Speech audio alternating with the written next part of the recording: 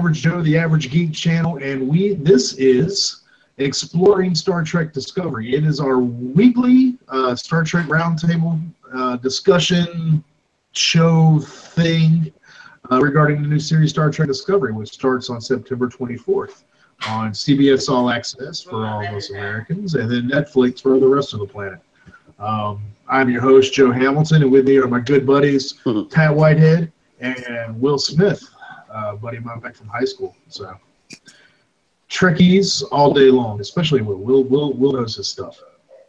So, go ahead and just do a little introductions real quick. Pat, so tell the audience about your Trekkie credentials there.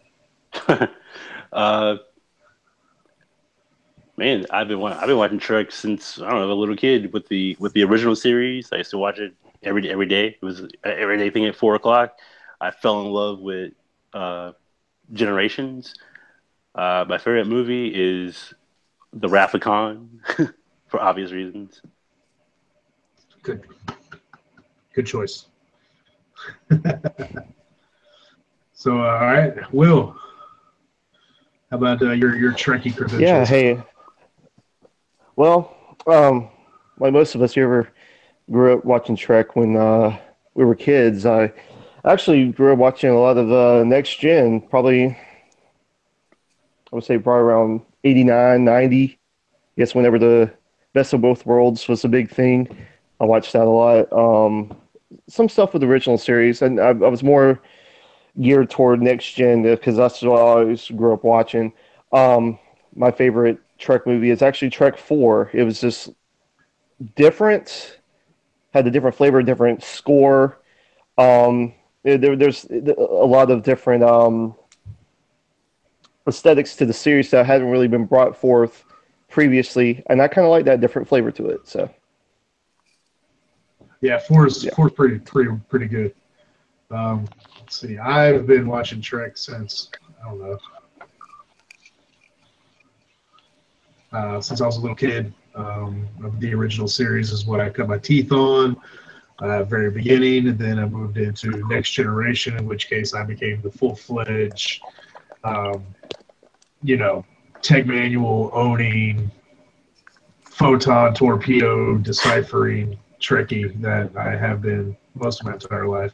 Of course, I'm rocking the Star Wars shirt today because I'm a nerd of many flavors and many likes. So, Darth Vader notwithstanding behind me, I do have Trek credentials. My favorite series is Next Generation, but I have love for all of them. My favorite movie is actually First Contact. I mean, with Wrath of Khan being just a hair right there. First Contact I have so much love for. Hey, we've got a Kevin. Kevin showed up. What's up, Kevin? The Dark Lord has arrived. Dark Lord has arrived. So we're just introducing ourselves. We are introducing ourselves to the audience right now. About your Trek credentials and your favorite TV series and your favorite Trek movie. We figured that's a great way of letting the audience know what our particular flavor of Trek is. Oh gosh. Wow. I actually grew up. I grew up watching the movies first. I didn't actually watch the original series until I started watching the movies.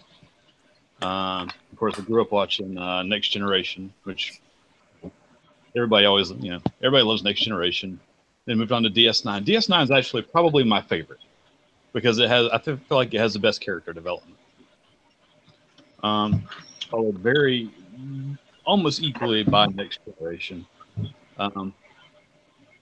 Voyager, I had a few issues with Voyager, some nerdy techie issues, and a few character development. I feel like a few character development issues. I feel like there were some characters who got shafted as far as character development. Harry Kim, Harry Kim. Yeah. Poor old Harry Kim. How many times did Harry Kim die? I lost track. I feel like the characters on board who got into development were Janeway, the Doctor, and Seven of Nine. Yeah. Yeah, So what's your And also, why did not Tom Paris get out of being an ensign? I mean, he should have deserved a promotion. Oh, no Yeah. doubt. I feel like everybody else got promoted. Right. Oh, yeah. And if Enterprise, I liked Enterprise, but I feel like they canceled Enterprise way too soon. Like they were just getting it right. Let's be honest, that is our fault as Trekkies. Oh yeah. For reasons we'll probably get into later. What's your favorite movie? Trek movie? Oh gosh. I know everybody says this, but it's got to be Wrath of Khan. Okay. John Harrison. Khan. For a lot of reasons. I mean, it's my favorite. It's submarine warfare in space. It's Das Boot in space. Absolutely. We got to figure out how to get together and go see the 35th anniversary edition. Yes, I second that. I would love that. Yeah, it's also the least Trek of all the Trek movies, if you think about it, because Trek's all about peaceful exploration, diplomatic resolutions to problems, and there's none of that in Wrath of Khan. It was revenge, right?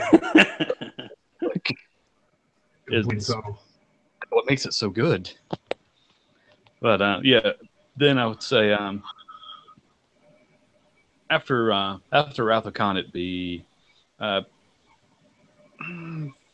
First Contact and Undiscovered Country are kind of tied. Ooh. Yeah, Undiscovered Country is definitely an honorable mention on probably everybody's list of great Trek films. Yeah. Least favorite is 5. Oh, what? I'm sorry. Was there a Star Trek 5? I don't think there was a Star Trek 5. At least not any that any human being actually talks about. Yeah, a lot of people might say Nemesis, but I don't hate Nemesis. I don't love it. Don't hate it.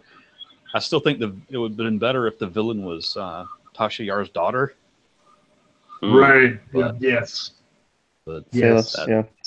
That's just my opinion. So I just hate how they didn't have the testicular fortitude to just kill Data. They kind of copped out with B4 in the very end. I felt that was just weak sauce. They took a great moment and they just kind of weakened it with the B4 twist. They Dragon Balled it. They Dragon Balled it. Dragon Balled it. Nice.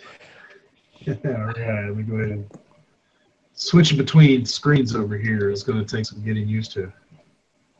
All right, so we've established kind of our Trekkiness here. We're all different flavors of Trekkies, so this is going to be some really interesting discussions we're going to have. All right, so Star Trek Discovery.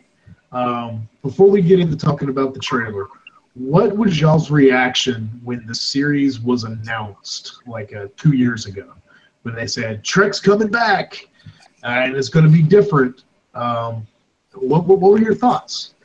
Let's go and start with Will. Well, I believe it was coming back home, back to television, the way it was originally intended. It was just a huge sigh of relief for me. I'm like, man, great, we're finally going to have the Trek series back.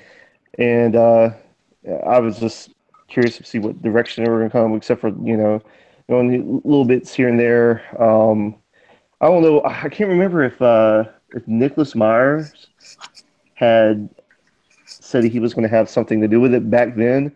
But when I heard that he was going to do some of the stuff for the series, I was pretty ecstatic about it. Finally, someone that knows Trek, that's been there, directed 2 Trek movies. I thought that was going to be really, really awesome for him to be back. But, basically, this for me just a huge sigh of relief that Trek was coming back to TV, basically. Yeah, I've missed it. I've definitely missed it. How about you, Pat? What were your first thoughts? I was happy. It harkened back to watching UPN and watching Voyager every Wednesday night, and I agree with Will, having a weekly Trek series back on TV, the teaser trailer of the ship was just awesome. You know, the '90s teen in me kind of kicked in. And I went looking for, like I said, my before we recorded, my phaser and my comm badge, and I was like, oh, I'm breaking these out every week. Yeah, you know. No doubt. That first teaser with the ship and that very, very clear Ralph McQuarrie Phase 2 design Yes. was, that made me very happy. How about you, Kevin? What were your first thoughts when new Trek series was announced? Oh, I was excited. I was like everybody else. I was excited when they said it was going to be different. I sort of paused and was like, "How different? Or what are they going to do?" But then I thought, well, we'll figure it out. It's Trek back on TV. It's where it belongs. Yeah, Trek's always been, the movie's always been good. Well, usually, but Trek it's like every other one. Trek is better on TV. That's what I think. Trek belongs on TV more than it does in a movie theater. Yeah, the movies have always been nice, but they've always been add-ons to the TV series. Like if you really wanted to get into the bells and whistles and the meat and potatoes of Trek, it was the TV series, without a doubt. So we talked about it briefly with the Discovery reveal trailer, and it seems like the ship has changed a little bit from that first reveal, but it's still very much true to that Ralph McQuarrie Phase 2 design. Did y'all squee as much as I did with that original reveal? They've changed the nacelles. I noticed the nacelles are a lot narrower than in the initial reveal. Yeah. I'm cool with that. I kind of like the original design of them. It looked a little more, not primitive, but a little more pre-TOS-ish. But we'll give it a shot. Yeah, definitely. How about you, fellas? What y'all think of that first big reveal? Oh, I had my concerns, obviously, especially with the typography of the it's a NCC 1038. Please correct me if I'm wrong, but I was like, man, that looks too much like J.J. Abrams doing. But I liked the 3 buzzer collectors on each nacelle. I thought that was a nice little touch because I know they actually changed that in the new trailer. But I thought it was like a nice touch to harken back to the original series. I remember the first conversations we had right after the ship was revealed, and we friendly went head to head on the importance of the typography, which I felt there was none, and you thought it was very important. Visual continuity. I mean, I get it. I understood it. I really did. And I'm sure we've got some more to talk about the continuity issues later on in the show. But all in all, I think it's a gorgeous ship.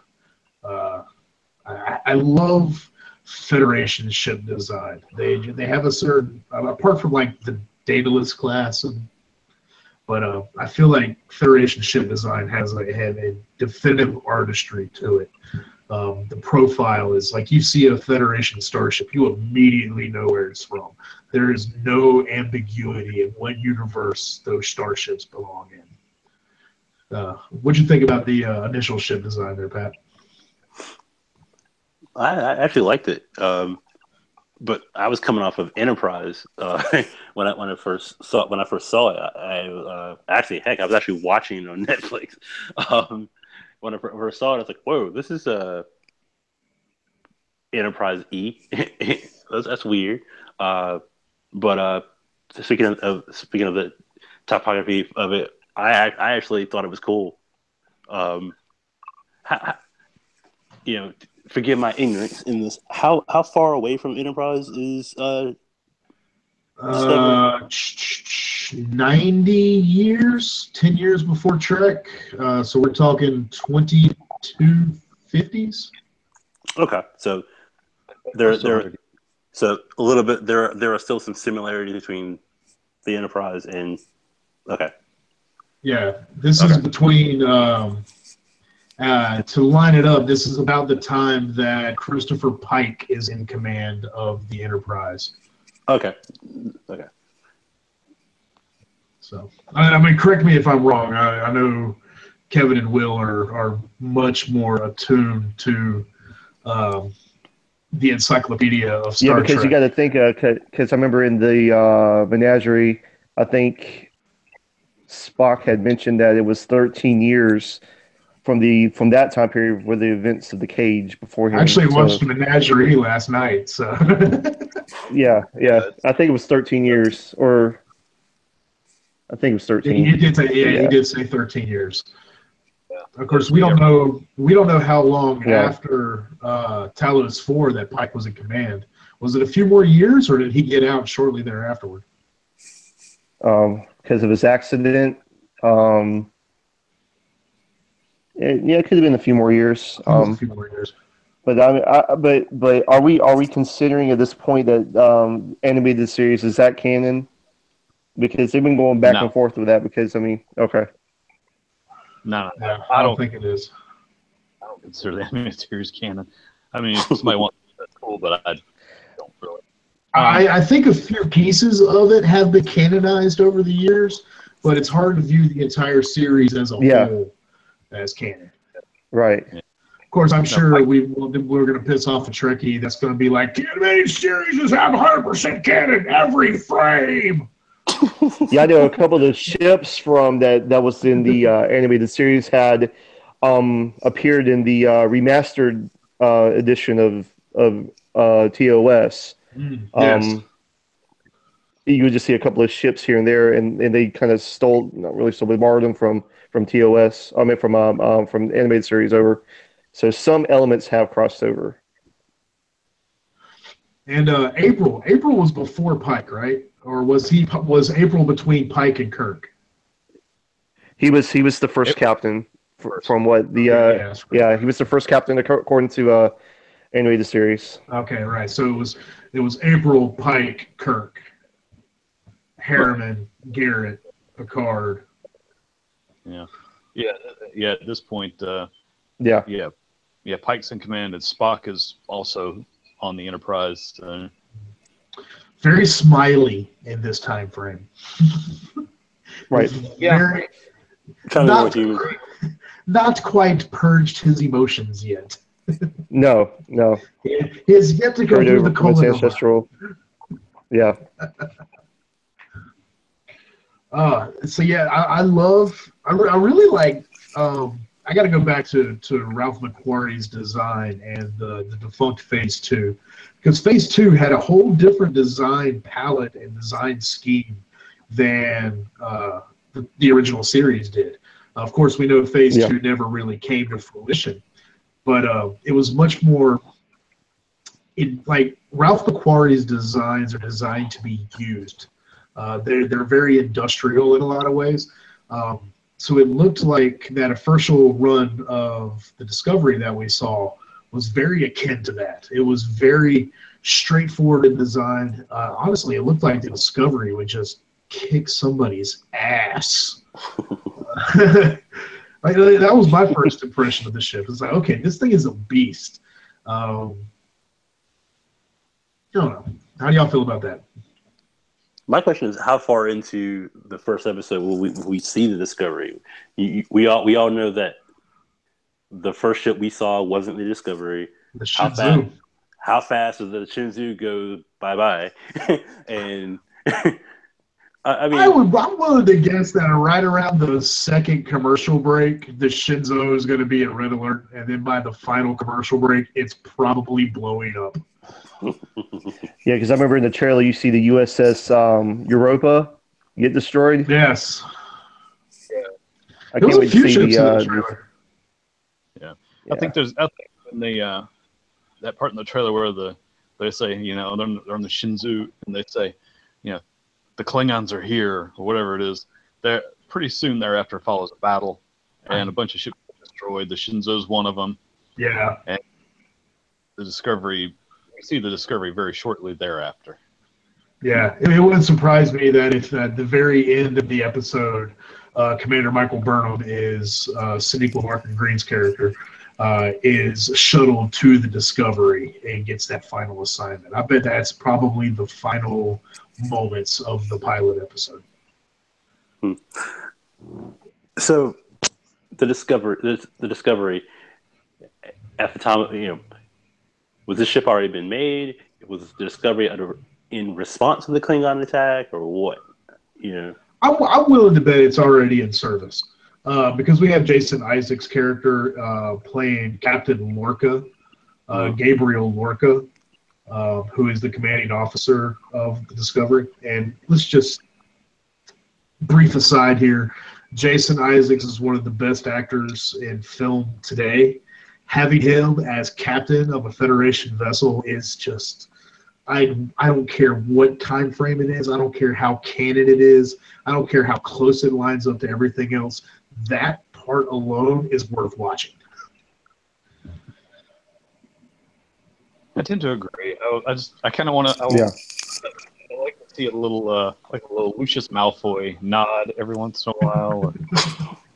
Or in his most recent thing on TV, he played the Grand Inquisitor in Star Wars Rebels.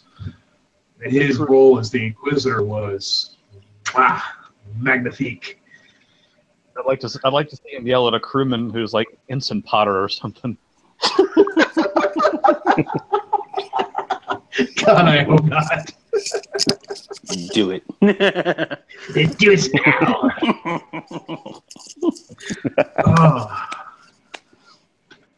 So yeah, that was really our initial. I remember you and I, Kevin, had been speaking over the past several years at work about how it was time for Trek to return. But if it was going to return, it had to return as something different. Because TV has changed since the late 90s, early 2000s when we last saw Trek on TV. The episodic series don't really exist much anymore. Or last long. Yeah, they're all like television now favors long-term serialized TV arcs, story arcs. And we thought very early, a while back, that if Trek was going to come back, it would have to embrace that format. And it has, which is awesome. What's y'all's thoughts on that? Now that Trek is moving away from the episodic, one episode doesn't really impact the other episode a whole lot kind of storytelling. I like the fact that, as you and Kevin were telling me that the quote unquote rules of Star Trek will all be broken. So I kind of want to see, okay, how we're going to break these rules. Everything that we've known as Trek. Yeah. You have to deconstruct to reconstruct. Yeah. Yeah, just the back in Trek, and I'm sorry, and I'm a little tired. Back in Next Generation, when you had the best of both worlds, I mean, it's spanned like 1 or 2, 3 episodes. Even in later seasons, they would even touch back on stuff like that. I'm actually looking forward to it being serialized because it's going to make you want more. Because if you missed that last week's episode, you missed pretty much a big part of that series, and you got to come back and watch more. It's not one of these creature of the week type of things that we've always been used to with Trek before. You got something there that's going to be extra, that's going to be added on, that if you miss it, you're going to miss it. Then you have to come back and watch it because you can't skip ahead episodes. As before, when you were watching Trek, you can jump around to watch episodes that would not really impact anything, but now you have to watch it episode after episode. Yeah. For me, I kind of feel like that lends itself to deeper storytelling, where as opposed to seeing a massive amount of character growth contained in a couple of episodes, like some of the most famous Data episodes in Next Generation, the one surrounding Law. What is the name of that episode? One with Data's daughter, Law. The greatest episodes of Trek in Trek history. Emotional heart screams. Rip your heart out.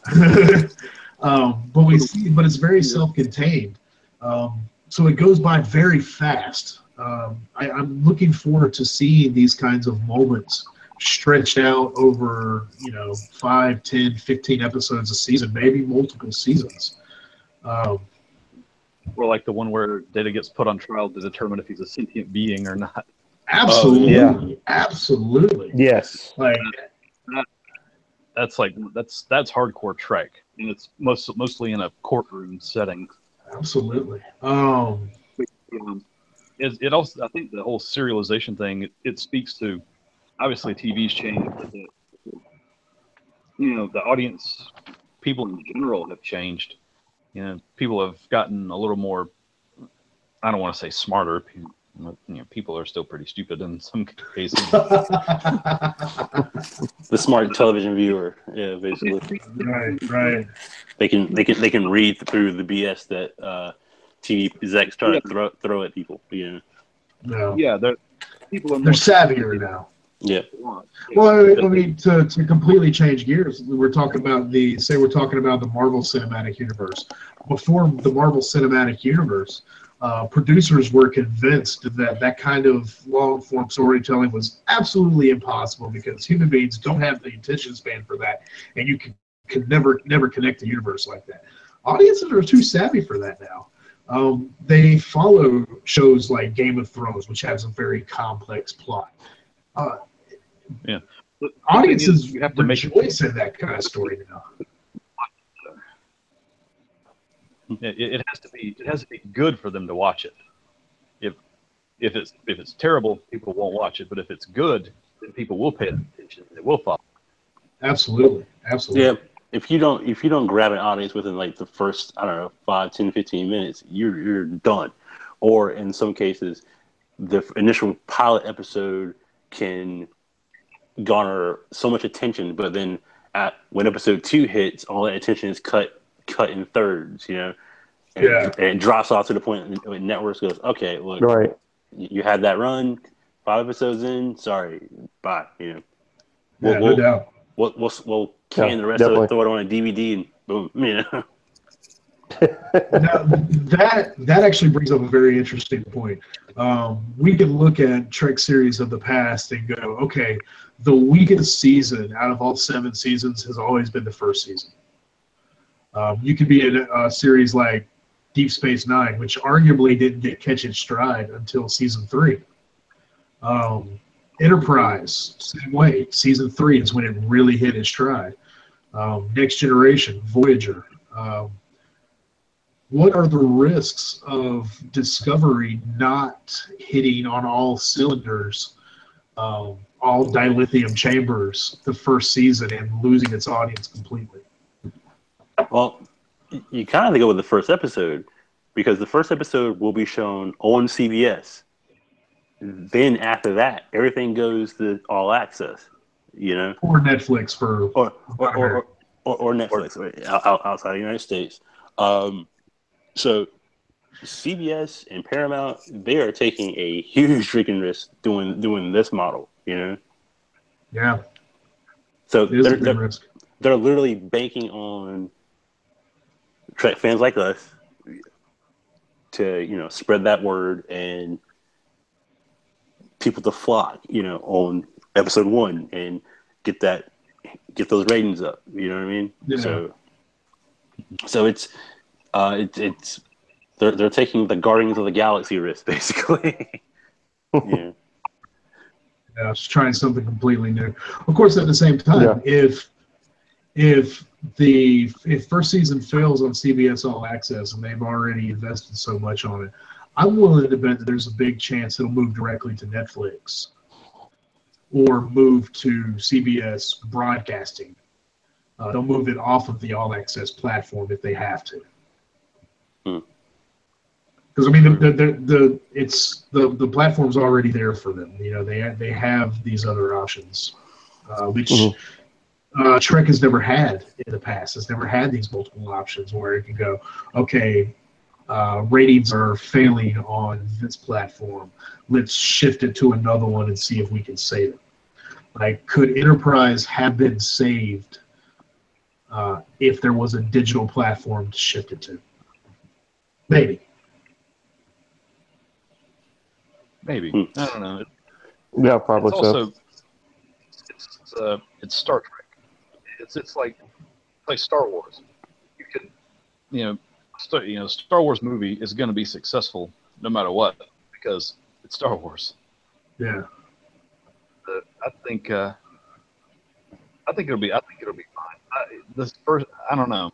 It just seems like with the storyline being more serialized, we have a chance to get a better first season than we have with any other Trek series. Right. Hopefully, anyway. I mean, it's a perfect segue into the trailer because that full Comic-Con trailer, holy crap! It was amazing. it was wicked. It blew my mind. I don't know if y'all saw my reaction video for it. I have posted on the channel right here, but I was blown away by that first real full trailer we got. What did y'all think of that trailer? I liked it. I liked it to the point where I saw the Klingons, like their first appearance. Like, no. Hold on a second. Let me get this can of worms. Yeah. It's my opinion, so I have a right to it. Oh man, it's an opinion that's echoed. It's reverberated across fandom. Yeah. So I saw the Klingons the first time. I was like, "Whoa, what the hell is this?" But then I watched what they were doing. Went, okay, well, that's Klingons. Kill first, ask questions later. Let's go. But the trailer was awesome, and I can't wait. For episode 1. So all in all, my reaction outside of that one negative was just let's go. Right. I know Will's got quite a bit to say about the Klingons.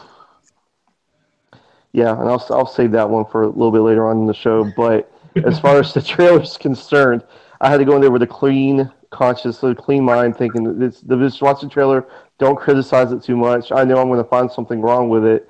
I watched it. I thought it was great. I thought it set the pacing for the entire series. I was just like, man, this is awesome.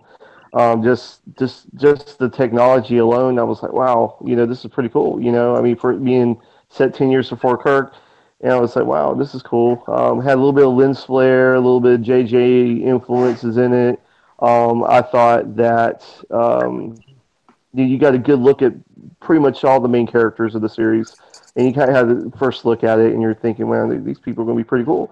And so basically, I mean, when I saw the Klingons, I was like, you know what?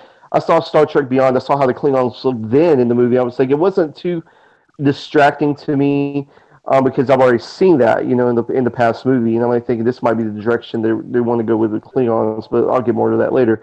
But just the dogfights that I've seen in space, I was like, man, this is going to be awesome. Something you've seen bits and pieces in Trek, but nothing to scale on the small screen, and I'm looking forward to that. Yeah, no doubt. How about you, Kevin? What were your thoughts on that amazing Comic-Con trailer? Oh, I loved it. When you see the Shinzu comes down out of the clouds, see the fight scenes, and it was great. It was amazing. Just to see again, just to see Jason Isaacs as in a Starfleet uniform. Bow down. We're not worthy. We're not worthy. Right. As far as the Klingons go, I was like, well, you know what? It's not the first time they've switched up their appearance. We had them, original series, they looked a certain way. Then in, Star Trek: The Motion Picture, all of a sudden, complete change. And yes, and they switched it up again in Next Generation. So, and then they did the Abrams verse. They switched it up a little bit again. So, it is what it is. one of the things they keep talking about is they keep trying to explain the changes, the design changes of the Klingons in canon, and the explanation gets worse every time. Right. Let's just not even talk about it. Not us in the show, but as I don't feel like they have to explain it in canon. Be it genetic manipulation, be it whatever. Worf going, oh, that's not something we like to talk about. Let's just let it go. Let's don't ham it up. Because since we're going on this end, we're here. Let's do basically, it, man. when they switched it from, well, you have a really, really bad sunburn with untrimmed eyebrows, in the original series. When you go to the motion picture, and it was a change, people just accepted it. They accepted it, and you pretty much had the same look of Klingons for the past 30 years, Yeah.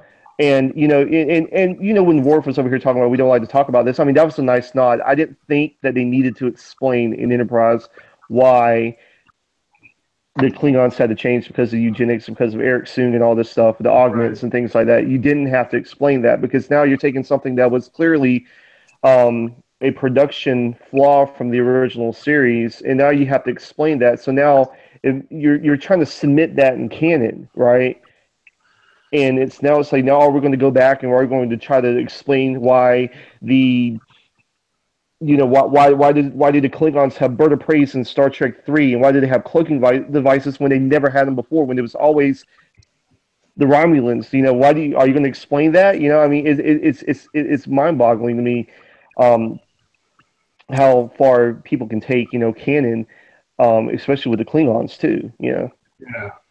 There are a couple of universes out there where canon is, I mean, it might as well be the Holy Bible from the Catholic Church kind of idea, where canon is this, it is ordained, it is holy, it is God written. Do not mess with it. That's Trek, and it's Star Wars, especially in Trek. I mean, if you threaten canon in any way with Star Trek, you're going to have angry Trekkies with pitchforks and tiki torches outside your door very, very quickly. I don't know if y'all have spent any time whatsoever on various message boards regarding Star Trek and listened to people's thoughts about Star Trek Discovery. Let me preface this by saying that the internet magnifies and weaponizes butthurt, so take that for a grain of salt. People are very, there are a lot of Trekkies out there which have declared a fatwa against this show. I don't know, do you think that's fair? Is it unfair? What are your thoughts on that? Because there are, even though the story canon may not have changed, the visual canon has changed tremendously. Where are y'all's thoughts on that? Given the technology, production technology, yes, visual changes happen. Some for good, some for bad. Me personally, I don't care. I mean, I saw the trailer. I was like, man, this looks good. I have,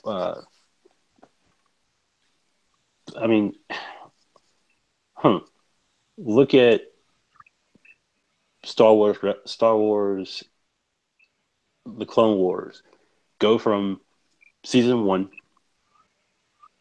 to the final season. Look at the production value. Right. Look how everything changed. Everything took a step up.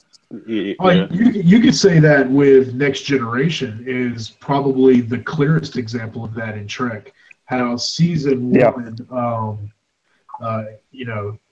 Farpoint Station and all that at the very, very beginning, it was still very much the original series quality of special effects, where you were on a closed set, you were on a soundstage, you've got the backdrop painting in the background, and some styrofoam rocks around, and this is how you're performing in this environment, to the quality of episodes we got very later on in the series. especially up towards the series finale. The best of both worlds. They really are night and day. Um, but is that a change in the visual canon, or is it an evolution? Um, I say I'll evolution. say this much. I believe now it's going to be an evolution because basically it's before. When you saw probably in the mirror darkly with the Mirror Universe Enterprise episode where they actually go back and they get back on the Defiant, and you're seeing that same set from the original series, but lit differently. It seemed a little bit off because you know how much it seemed like they're a little bit more advanced in computer technology by the time of Enterprise. When you get back to the Defiant, it's like you got the clunky, dials and buttons and yeah, beeps and this and that, whatever.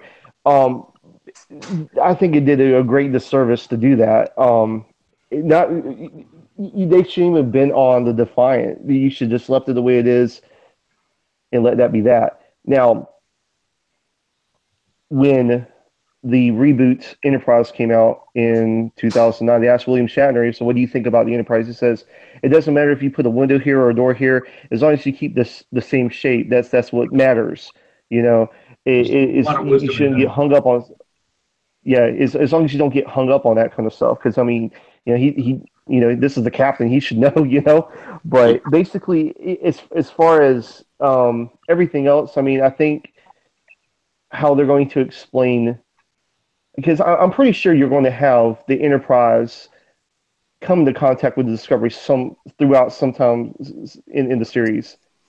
I believe that, Oh, yeah, or you're going I to think have you a almost nod or a have hint to. to it. It's Yeah, yeah, I I think think you're right. I think we're going to see the Enterprise somewhere in the series. It's going to be one of those as they call set pieces. That big set piece could be uh, mhm. a mid season finale set piece. Could be hell. Could be the ending of season one. Well, we do Well, know what I would think, that. No, go ahead. what I think would be ideal is that if you mix the old with the new. You know what I'm saying? Like you put something new within this series. If you are going to reveal the Enterprise, you want to have a good mix of new technology with old. Just not really to appease the fans, but just to clarify that we're not going to go back and wear the drab uniforms of like the cage, with the turtlenecks and very dull colors. You got to modernize it, but still make it to where it's relatable to the fans as well. I'm personally with the uniforms. I think that I can see how that can actually go and to the original series in certain regards because you got to think that different ships have different assignments. They have different patches. This is the Delta shield we're talking about, but there's a slight variation. It looks like it's cut like 2/3 away. Yeah. It's a very slight cut, but obviously, we know that when you're looking at that, it's obviously Star Trek, and I don't have a problem with it now. I really don't. That's definitely an evolution for you there, buddy, from where you were when we first started Yeah, talking about this series. exactly. Because Yeah, I yeah, think you were, definitely. I think at the very beginning, now I can just correct me if I'm wrong, but I think at the very beginning you were like, wait a minute, like this doesn't fit. Like, where are my gold turtlenecks? Yeah, yeah. I mean, I'm looking at how can you? I mean, as a fan, I'm like thinking how can you connect these two series together, being just only literally a decade apart from each other. Right. But if I have to look at it realistically, would you really want to go back and have everyone dressed up in those old uniforms and being on a ship that looks like derelict and it looks so cheesy? I wouldn't want that because for the visual standpoint, it's going to look so off-putting. So if you're going to have a production this high in value, and you're going to go back and you're going to have like the old clunky Enterprise looking, from the '60s, it's not going to work. unless you do something to really modernize it in a way to where it looks familiar. Like basically, you have the same type of bridge where the door was at, where where you have the center chair, you have the con, you have your view screen. Pretty much everything's in the same place, but you just modernize it to where like, I can see where this is going, and I can accept this. Yeah, no doubt, no doubt. So It really looks, the design fidelity looks like a very natural evolution from Star Trek Enterprise. That's how it really feels like it's lined up for me. Like Jonathan Archer's era has moved into this era, which has moved into future eras. And, we may, depending on how long this series run, we may run right up into the original series era itself and see a continued evolution in that direction. You haven't spoke up about this particular concept yet, Kevin, and I know you got some thoughts on it, buddy. Yeah, well, as far as the uniforms go, I'm cool. I'm cool with them. At first, I was, with it being set, just 10 years before the original series, my first thought was, okay, well, why isn't it? It doesn't have to look exactly like the original series uniforms, but why not something a little more close to that? Right. But then I thought, but then the more I got thinking about it, the more I think when I talked about it, I started thinking, well, you can't go back to something that looks like campy. And those uniforms were very, very campy. It was, it's like you're wearing pajamas almost. They were a product of the 1960s that did not work outside of the 1960s. Yeah, and the set designs, the bridge, all those were very, let's be honest, they didn't have a lot of money. So right. Now we're to a point where we have more money. We can actually do something decent in the show. We can have a gorgeous set. Yeah. And we're kind of losing a little bit of your audio there. Oh, sorry. Oh, there you go. Okay, cool. And we have more. This show has more money. Ergo, you can do a lot more with it. Yeah, no doubt. In canon, I mean, like I say, it's 10 years before original series. There's no, going forward, there's no reason we can't see an evolution of maybe the uniforms change. Right. Like they did in DS9, they went from the original uniforms in DS9 to the black ones. Which are my favorite. They're my favorite. Joe, you and Kevin know, like when we first talked about Discovery, I saw the uniforms like, what the hell is this? And right. Joe's like, what's wrong with it? It's evolution, it's change. And I was looking at you like, what is wrong with you? This is crap. I mean, I was like, what is up with all this whack trim all the way up the uniform? What's going on? Like, what was wrong with Archer's the Enterprise's uniforms? I mean, no, you didn't have to go back to the 1960s, but dang, no. And I hope that these uniforms change mid series or somewhere along the line. That evolution does happen. I mean, you just said it. Pretty much each Trek show, the uniforms changed. Yeah, except for Enterprise, because it only lasted 4 seasons. Yeah, except for Enterprise. And Voyager, because they were separated so far away from Starfleet. Yeah. So yeah, it's definitely one of the really cool things that I like about the new uniform is the pipping right around the edge, the embroidery. If you've looked at the close-up of it, it's actually little tiny deltas overlaid on one another that create that color in the seams. That weird looking cool piping. Yeah, it's really cool looking. Yeah, the gold part. Yeah. And also, if you notice on the delta symbol itself, you would see their rank or the pips are actually on the Delta's insignia itself too. So I like that. Yeah. It's different. It's familiar. It feels natural. It feels like Star Trek, yet it's something new that we haven't seen before. Which apparently that is the theme of Discovery. Something new in a world that's very familiar. I can't wait. Now, one of the great cool things that Nicholas Meyer and the producers of the show said is that this first season is really going to be the Klingon War. That we're getting this story now because it's been hinted at a couple of times, and they've spoken about the effects of it in previous Trek films, but we've never seen it. We're going to see it, which is really awesome. What do y'all think about that? How long is like? I wonder how long it's going to be. It's going to be one long, drawn out war. I mean, are we going to get through it all at one fell swoop in the season? Are they going to? Let's see. I'm trying to use another show or series as an example.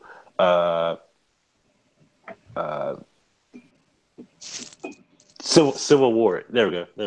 I mean, from Marvel. Are they going to pull that game where you see the start, and you kind of see the middle, the ending comes quick, and you go, okay, I'm. Right. yeah, I'm looking forward to. Yeah, as far as I want to see what actually sparks this war. Like what incident happens to ignite everything? You know, is it like an assassination attempt, sort of like what you were going to see in Star Trek 6? Yeah, I'm really looking forward to that aspect, just to see just that one little spark that sets off everything. Yeah. Yeah. Captain Gabriel Lorca by Jason Isaacs had a wonderful line in the trailer where he's speaking with Sonequa Martin Green's Michael Burnham and says, "You started this war. Don't you want to help finish it?" That was very telling to me. So I'm really curious as to what happened. Did she make a bad call? Was it a bad command move? I can't wait to find out. Right. Like, did first contact go bad? Like, this someone shoot a Klingon by accident? You know, and all hell breaks loose. Because we don't really know the details of UFP Klingon Empire First Contact in canon, do we? I think that was when Enterprise, Broken Bow. Yeah, broken bow. Yeah. I forgot all about that. Yeah, broken bow. Was that First Contact though? Yeah, it was because the Vulcans knew about the Klingons beforehand. So okay. Well, see, there we go. Things not wrapped up in like 2 episodes. I hope it goes on for a little while. Right. Maybe not necessarily like two whole, like 2 or 3 whole seasons like I did on DS9, but I would hope maybe at least this one season, at least the first season.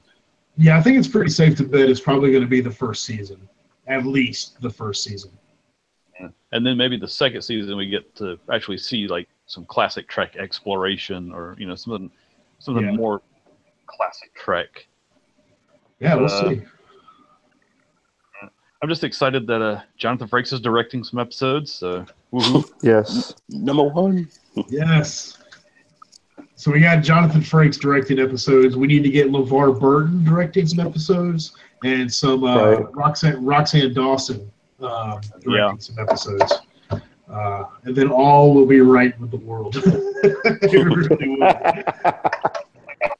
will. Robert Duncan McNeil is. Oh yeah, he did direct some of the more actiony episodes in Voyager, didn't he? Yeah, he's a pretty good one. Yeah. So, yeah, I'm stoked. We're right at an hour on this episode right here, and I feel like we only scratched the surface. So we're gonna have a part 2 of this episode next week. Don't you think, guys? Yeah, I think so. sounds good. Yeah. One thing we gotta do though, gotta say, the Orville. Now the Orville is going to be fun. That is going to be a lot of fun. That's for sure. We might have to talk about show this we never got. Right? Yeah, it looks brilliant, and it looks like it's going to be not just jokes and camp. It looks like it's going to be a legitimate sci-fi story, which is awesome. Yeah. That's the best way to frame those guys of jokes. Right.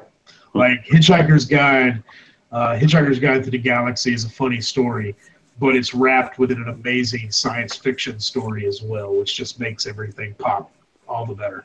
I think Orville has that potential. But we'll continue this episode. We'll have part 2 of this discussion next week because we've only scratched the surface of the trailer, our thoughts going into Star Trek Discovery. Any final thoughts for today's episode, guys?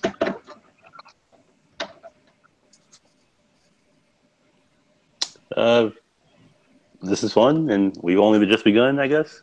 Absolutely. Yeah, looking forward to it. Can't wait. Only about another month to go. I know it's coming quick. Yeah, the human adventure is just beginning. Absolutely. And regardless of what our individual thoughts on canon fidelity and design and stuff like that, I think there's one thing that we can all agree on. I'm just glad Trek's back. Like Trek is back, and it looks amazing. Right. Definitely. So this has been Exploring Star Trek Discovery, Episode 1. We're going to continue next week, probably the same time, the same channel. Same Trek time. Same Trek time, same Trek channel. For my good buddies Kevin, Pat, and Will, this is Average Joe, the Average Geek. Thanks for watching. Catch us next time, and live long and prosper.